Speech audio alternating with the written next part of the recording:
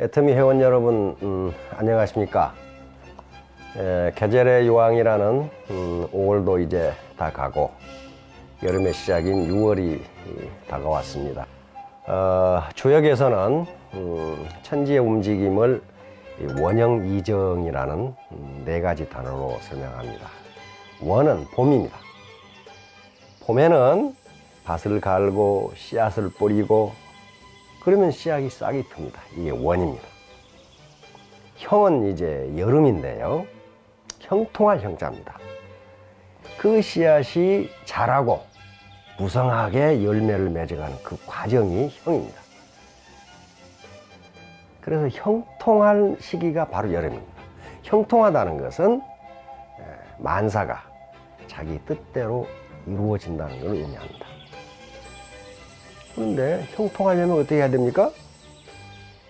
작물이 무럭무럭 잘 자라게 하려면 적당히 물도 줘야 되고 김도 매줘야 되고 거름도 줘야 되고 또 병충해도 막아줘야 돼요. 그래야 작물이 잘 자라요. 그렇듯이 리더 여러분들도 마치 작물을 가꾸듯이 파트너들을 가꾸어서 풍성한 여름이 되시기를 바랍니다. 자, 오늘은 나는 왜 애터미 사업을 하는가 라는 제목으로 여러분들과 대화를 나누고자 합니다. 제가 가끔 외국에서 이 본사 투어를 오시는 분들 그리고 국내 사업자들에게 가끔 물어봅니다. 사장님은 왜 애터미 사업 하세요? 5천만 원 벌기 위해서요. 5천만 원 벌어서 뭐 하시게요? 좋은 집도 사고 차도 사고 뭐 땅도 사고 해외 여행도 가고 그 다음에 아이들 해외 유학시켜서 교육도 잘 시키고 그렇게 해서 하죠. 그리고 연금성 소득이 나오니까 노후가 보장되잖아요. 그래서 이 사업을 합니다. 그런데 그 5천만 그 환상적인 돈을 벌 수 있는데 어찌하여 애터미 등록 인원의 60%가 정도에 포기할까요? 정도에 그만둘까요? 그게 좀 이상하지 않습니까? 그만두는 이유는 간단합니다. 그건 모티베이션, 동기가 소진되었기 때문이에요. 동기, 모티베이션이라고 하는 것은 인간을 일하게 하는 힘입니다. 원동력이에요, 모티베이션. 배고프면 밥을 먹고자 하는 모티베이션이 생겨서 밥을 먹는 거예요. 그렇듯이 학자들의 연구에 따르면 인간은 모티베이션이 없으면 일하지 않는다. 그럼 도대체 모티베이션은 어떻게 나눌 수 있느냐 하는 거예요. 모티베이션은 크게 두 가지로 나눕니다. 하나는 내적 모티베이션이고 또 하나는 외적 모티베이션이에요. 내적 모티베이션은 마음에서 우러나는 동기와요. 다시 말하면 그 일이 즐거워서 또는 열정에 빠지고 싶어서 또는 내 사명감, 의무감, 책임감, 인간의 이런 어떤 본질적 가치를 추구하고자 하는 마음이 내 마음에서 우러나서 그 일을 하는 것을 내적 모티베이션이라고 합니다. 예를 들면 고호가 그림을 그리는 거 누가 그리라고 한 거 아니에요. 베토벤이나 모차르트가 음악을 작곡하고 지휘하는 거 누가 그렇게 하라고 한 게 아닙니다. 근데 그 자체가 좋아서 하는 거예요. 이게 내적 모티베이션. 외적 모티베이션은 보상이 주어지기 때문에 일하고자 하는 동기가 일어나는 걸 외적 모티베이션. 예를 들면 그 일을 하면 돈을 얼마 줄게, 상품을 얼마 줄게, 휴가를 얼마 보내줄게. 그 일을 그렇게 하면 직급이 올라가서 권력이 생겨 폼을 잡을 수 있고 명예가 올라가. 그렇게 외부에서 어떤 사회적 보상이나 물질적 보상이 주어질 때 일하고자 하는 마음이 생기는 것을 외적 모티베이션이라고 해요. 근데 많은 연구에 따르면 내적 모티베이션, 마음속으로부터 일어나는 모티베이션은 매우 강하고 능동적이고 지속시간이 매우 깁니다. 외적 모티베이션은 그게 주어지지 않으면 그걸 안 해버려. 그러니까 매우 수동적이고 순간적이고 약한 모티베이션이 외적 모티베이션입니다. 신규 사업자들에게 5천만 원을 번다, 수천만 원을 번다는 외적 보상만 제시하게 되면은 그게 환상으로 돼서 그게 실현되지 않으면 곧 그 동기의 손인 상태가 오고 말기 때문에 중도의 60%가 그만둔다는 거예요. 그러면 이제 어떻게 하면 내적 동기를 갖게 할 수 있을까요? 학자들은 세 가지로 이야기합니다. 첫째는 자율성이에요. 주도성이에요.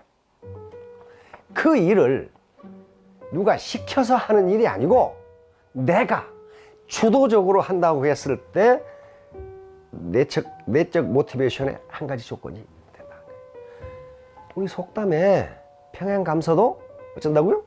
제 싫으면 그만이야. 안 해. 누가 하라고 하면 안 해. 그 인간의 본성이에요. 누가 시키면 안 해. 그러니까 내적 모티베이션이 되게 하기 위해서는 자율성, 주도성이 주어져야 돼. 다시 말하면 파트너를 리더로 자율적으로 자기 사업을 하도록 키우지 않으면 맨날 다오다오밖에 안 한다는 거예요. 그건 내적 모티베이션이 일어나지 않아요. 자, 내적 모티베이션의 두 번째 조건은 도전적인 과정입니다. 챌린징 타스크. 그 일을 하기가 어려워야 된다는 거예요. 한마디로 말하면 아무리 어려워도 그게 도전적일 때는 한다. 예를 들면 히말라야 등반 같은 거예요. 그 과제가 도전적인 과제여야 돼. 챌린징 타스크야. 근데 애터미 사업 어떻습니까? 단순 반복이에요. 어려워요. 굉장히 어려워요. 각양각색의 성격과 그다음에 경력과 학력과 재력을 가지고 있는 사람들이 모여있는 파트너들을 어떻게 리드할 것이냐 하는 게 엄청나게 어려운 도전적 과제입니다. 이런 경우에 자율성이라는 게 필요하다. 주도성이라는 게 필요합니다. 이때 내적 모티베이션이 된다는 거예요. 어려운 과제를 할 때 창의성이 나오고 여기서 내적 모티베이션이 된다는 겁니다. 세 번째 조건은 자신감이에요. 셀프 컨피던스. 그 일에 대해서 전문가가 될 때 자신감이 나와요.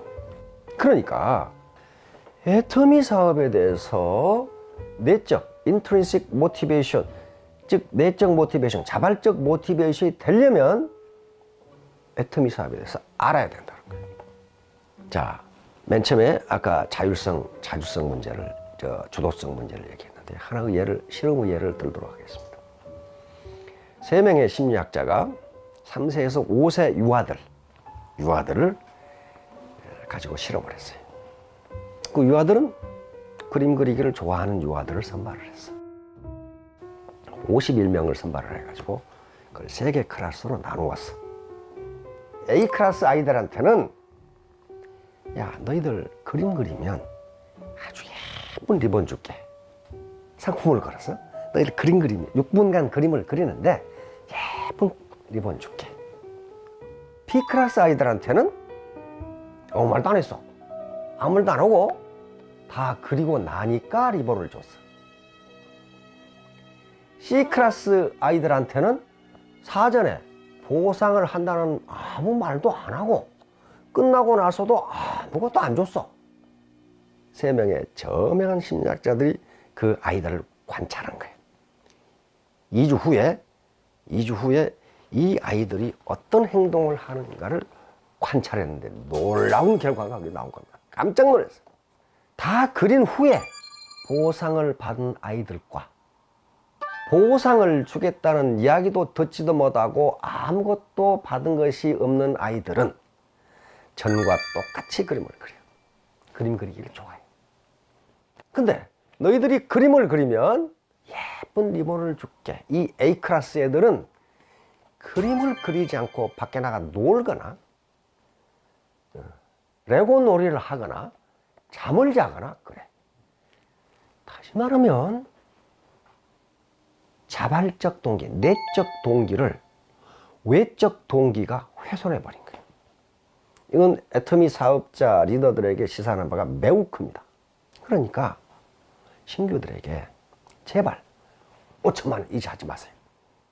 외적 동기는요, 금방 환상적인 효과를 올리지만은 오래 가지 못해요. 그리고 그것이 실현되지 않으면 금방 실망하고 그걸 안 해버려요. 내적 동기를 유발해 줘야 돼요. 내적 동기를 유발하려면 애터미 사업이 왜 객관적으로 성공할 수밖에 없는 조건을 갖추고 있는지를 명확하게 인식시켜야 돼요. 다음 인문학 상책 시간에 7월에 이 이야기를 자세하게 할 겁니다. 그 조건을 저는 6가지로 정리하고 있습니다. 첫째는 매몰 비용이 제로라는 거예요. 매몰 비용. 다시 말하면 진입비, 퇴출비, 월간 유지비, 광고비, 간판비, 의자 비용이 없다는 거예요. 두 번째는 대중 명품이라는 거예요. 손해 없어, 손해. 세 번째는 회사 주도 교육 시스템이라는 게 굉장히 중요합니다. 이래야 동반 성공이 가능해요. 네 번째는 정의로운 보상 플랜이라는 겁니다. 다섯 번째는 재심 합력 시스템이라는 회사의 건전한 재무 구조입니다. 회사의 빚 제로라는 거예요. 이게 무슨 얘기냐면은 아무리 경제가 불황이고 상황이 어려워도 회사가 망하지 않는다는 거예요. 이런 6가지 특장점들 때문에 애터미 사업에서 포기하지 않고 끝까지 가면은 성공할 수 있다고 우리가 믿는 거예요. 확신하는 거예요. 사실 이 끝까지 다 하려고 그랬는데 내용이 너무 길어서 앞에 동기 부분, 모티베이션 부분만 띄어서 말씀을 드렸습니다. 이게 너무 중요하기 때문에요.